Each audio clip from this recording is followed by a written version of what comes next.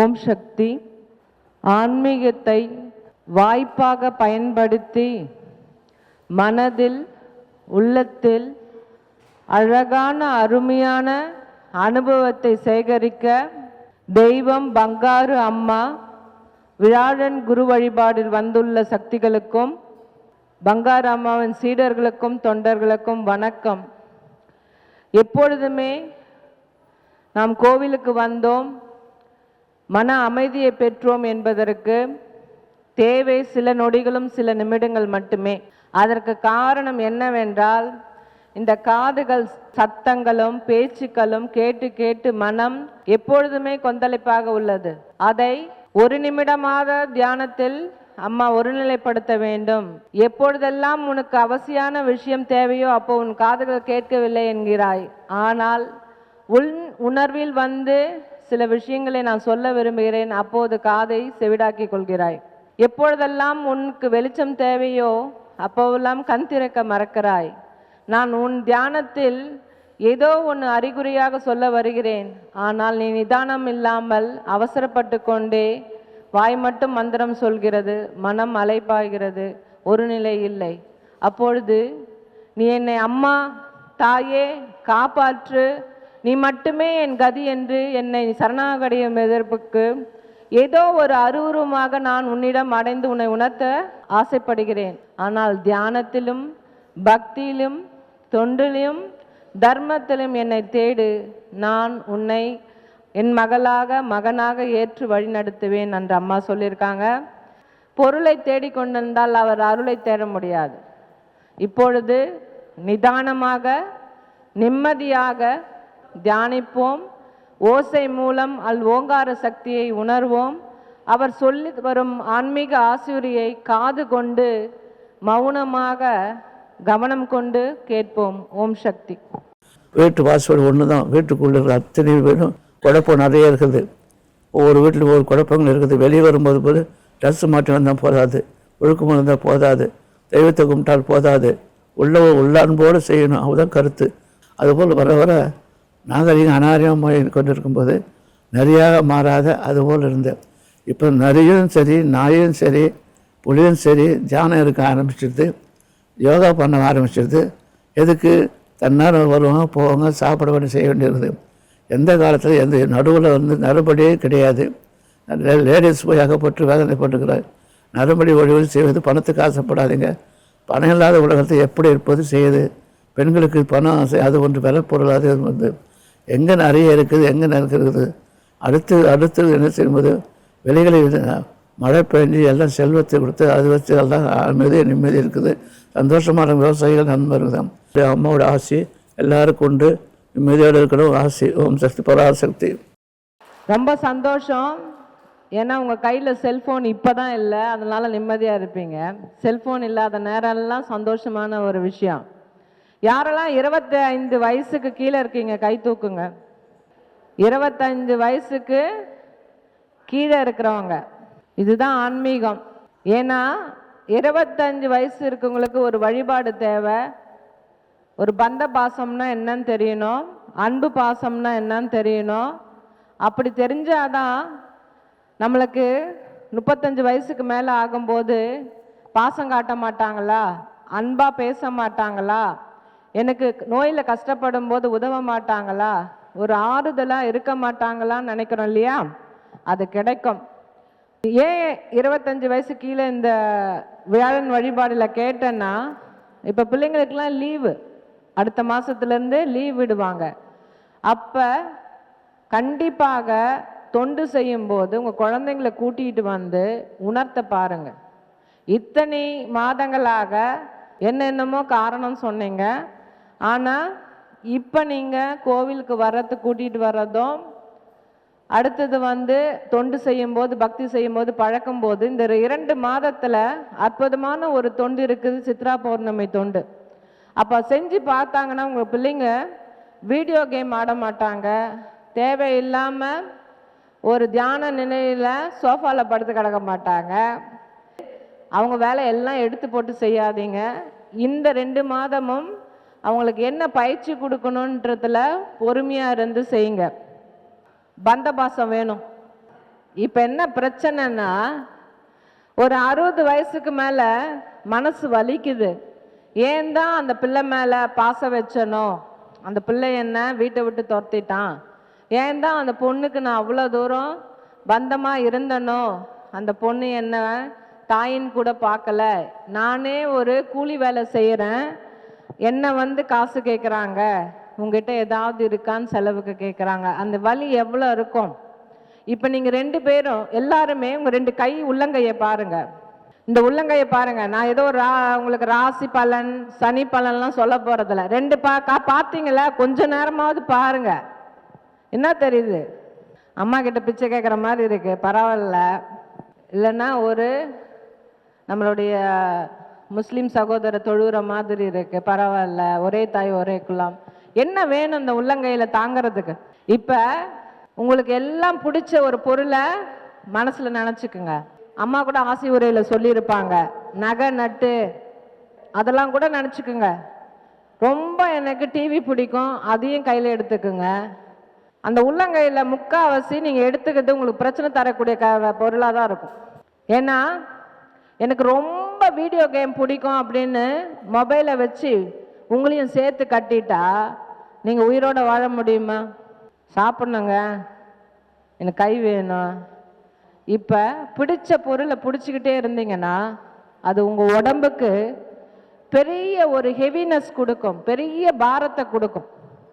அந்த மாதிரி என்னென்ன பிரச்சனைகளை நீங்கள் இங்கே குரு அம்மா கிட்ட வரத்துக்கு முன்னாடி நீங்கள் வேணுனீங்களோ அதெல்லாம் எடுத்துட்டு வந்து அம்மாவோட பாதத்தில் பணியும் போது போட்டுடுங்க. இதெல்லாம் எனக்கு வலி கொடுக்கிறது, வேதனை கொடுக்கிறது, என்னை வலுவாக உணர வைக்கிறது, என்னை மன நிம்மதி இல்லாமல் செய்கிறது, என்னை துன்பப்படுத்த வருகிறது, துயரப்படுத்த வருகிறது. அதனால் உன் பாதங்களை பணியும் போது இத்தனை சுமையும் உன் பாதத்தில் விட்டு விடுகிறேன். அம்மாவை தொடும்போது விட்டுடும். இப்படி எடுத்துட்டு வந்ததை இப்படி விடும்போது தான் குரு பாதத்தை பணியும் போது அவர் நமக்கு அழகான பாதையில் பயணிக்க வழிகாட்டுவார். புரிஞ்சுதுங்களா? ஏன் குருவை வழிபடுறேன்னா, எனக்கு பாதை தெரியல, என்ன செஞ்சாலும் எனக்கு நிம்மதி இல்லை, சந்தோஷம் இல்லை. சில விஷயங்கள் பண்ணும்போது ரொம்ப சந்தோஷம் நினைக்கிறேன். சினிமா பார்க்கும்போதோ டிவி சீரியல் பார்க்கும்போதோ என் பிள்ளைகள் மீது பாசம் வைப்பதனாலேயோ இல்லை வீடு மேலே பாசம் வைக்கும்போதோ நகை மேலே பாசம் வைப்பது மூலமாகவோ எனக்கு அது ரொம்ப சந்தோஷம்னு தூக்கி திரியும் போது ஒரு காலத்துக்கு அப்புறம் அதுவே பாரமாக அமைகிறது.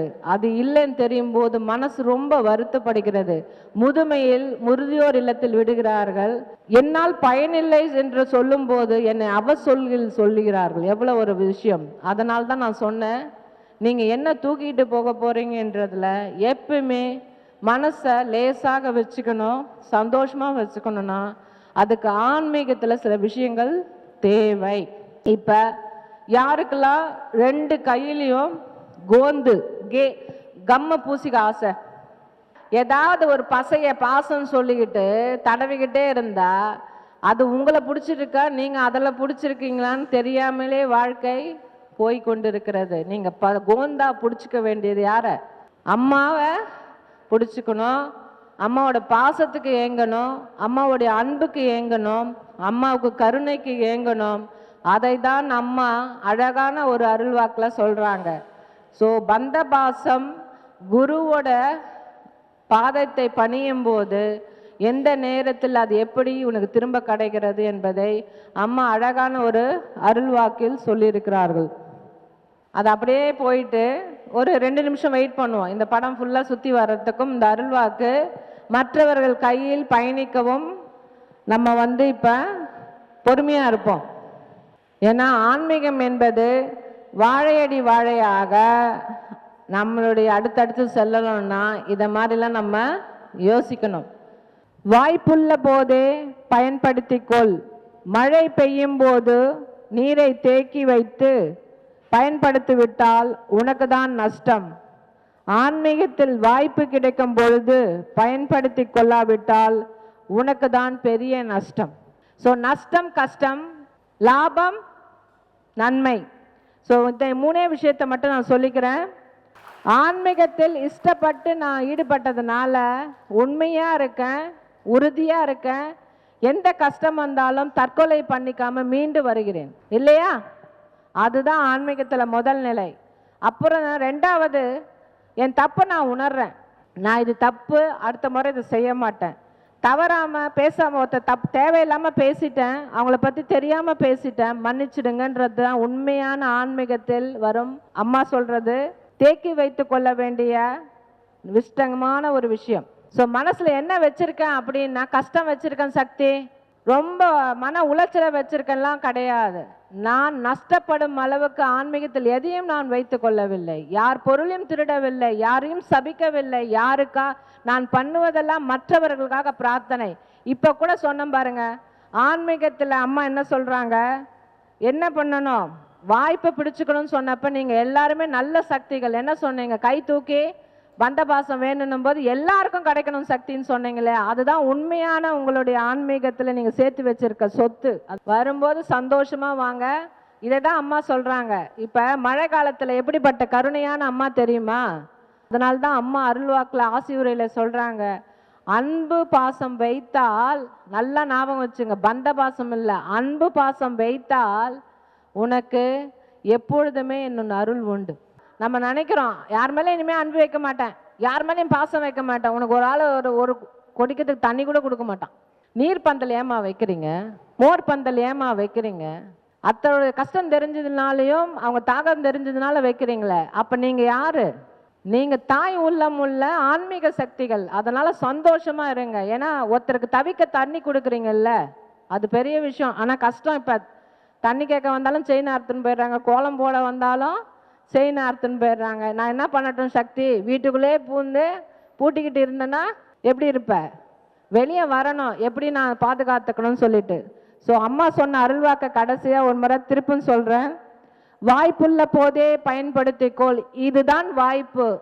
அபிஷேகம் பண்ணோம், அலங்காரம் பண்ணோம், அர்ச்சனை பண்ணோம். இன்று இந்த சக்தி மன்றங்கள் அம்மாவின் இடத்தை எடுத்து தாய் உள்ளத்துடன் தொண்டு செய்தார்கள். கருவறை தொண்டு செய்த அத்தனை சக்திகளுக்கும் கைத்தட்டுகளும் பாராட்டுகளும். இதில் கிடைத்த அனுபவம் இருக்கு இல்லையா? இந்த புழுக்கமா இருந்தா கூட அம்மாவுடைய அருள்வாக்கு கிடைக்காதுன்னு உட்காந்துருக்கீங்களே, இந்த ஒரு விஷயம்தான் அம்மா சொல்றாங்க. இது சேகரித்துக்கொள்.